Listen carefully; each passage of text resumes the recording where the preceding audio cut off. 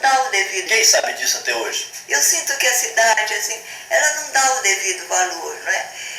Uma filha da cidade, uma pessoa que criou toda uma obra, né? Eu acho que eu construí todo um trabalho. Eu não vejo assim, você vê, eu não tenho um trabalho meu em nenhum ponto de Ribeirão Preto. Ninguém se interessa, nem na Câmara, nem na Prefeitura.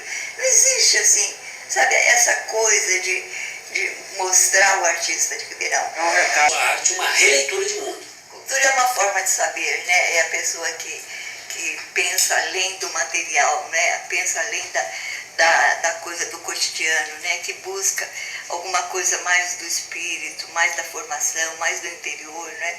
De vivenciar coisas interiores através da literatura, da música, da pintura, né?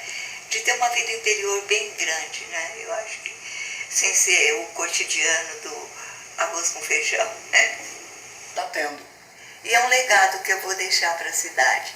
Eu espero que venham outras gerações e continuem o trabalho nosso, dos outros artistas também, e a gente consiga, num tempo não muito distante, crescer culturalmente.